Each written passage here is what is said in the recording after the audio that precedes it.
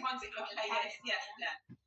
Which is like £85 or something like that. And we're like a week, not even a few days out from my show, and I said to Ash, like, I need it. Like, I was like, I'm not gonna, buy it, but I really want it, bro. And he ended up buying it for me. But that's so sweet. Yeah. But that's the things that you don't actually need, but because of social media, it's so easy to think that you need all of those things. So I think it's, like you said, it's very important that you actually make like a priority list and go, okay, pay for my coach, I'm paying for my coach, and what is a must, and then the rest of it just let it go because you don't actually need it. And that costs. It's not embarrassing to say that I can't afford it at the minute, or I'd save up so I can compete.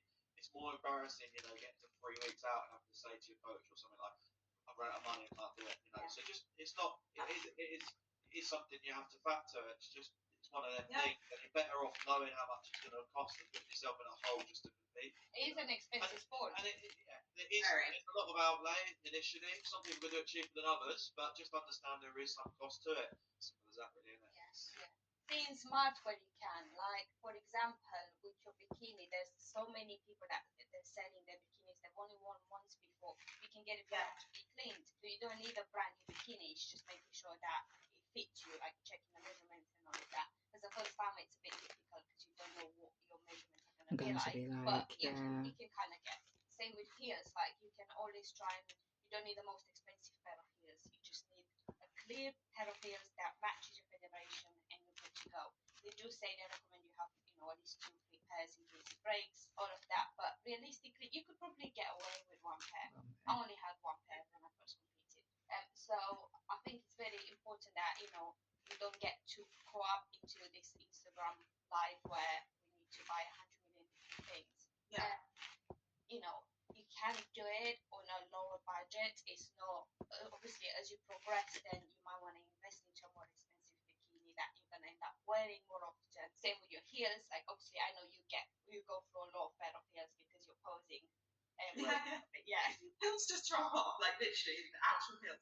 But so I completely agree with you, and I often have these conversations with my clients when they tell me that they're doing 3 shows in a year and they want 3 separate bikinis, and I'm like, honey, you don't need that. Just wear the one bikini, especially if you're doing the same federation.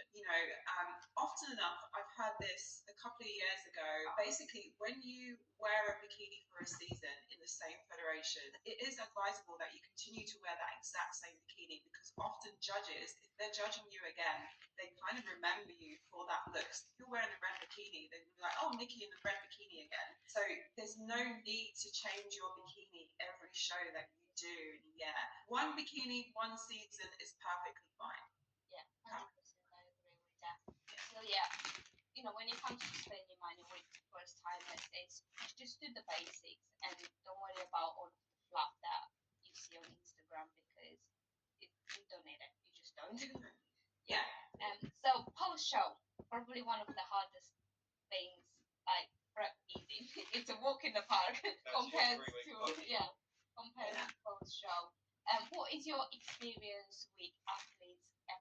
I guess not your experience, but what kind of stories do you hear from athletes about the post show?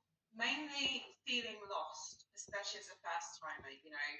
You've had this really strict diet regime for a period of time, and then all of a sudden, show it's gone, and you just don't know what to do with yourself. It's almost like some athletes, and I've experienced this myself, you forget why you go to the gym. And for me, before I started competing, I was training consistently for like 2 years before I even knew what competing was. But after, I remember having those breaks and then not understanding why I'm going to the gym, because there's no actual goal. So I feel like for a first timer, you need to understand that your journey within the gym, training and eating healthily, needs to continue and go on.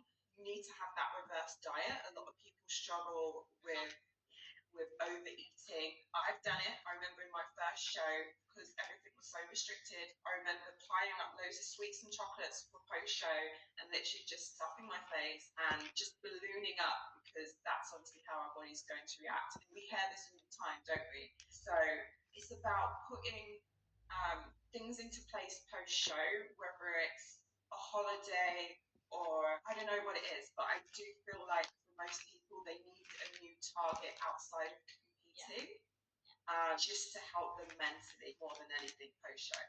Yeah, but yeah, it's I remember not last year, the year before that when you competed, you had a few weeks of absolute madness.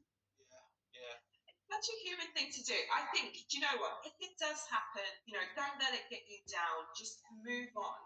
It's such a human, natural thing to do after restricting yourself, and all of a sudden you have this freedom. For a lot of us, we are going to have that moment throughout the years of competing. And then you learn, do you know what? The food is going to be there, and you can start scheduling good meals. And as an athlete, if you want to go pro, for example, this does become your lifestyle. So you can't have those moments where every time you step off from stage, you're just shoving in all the food you can get.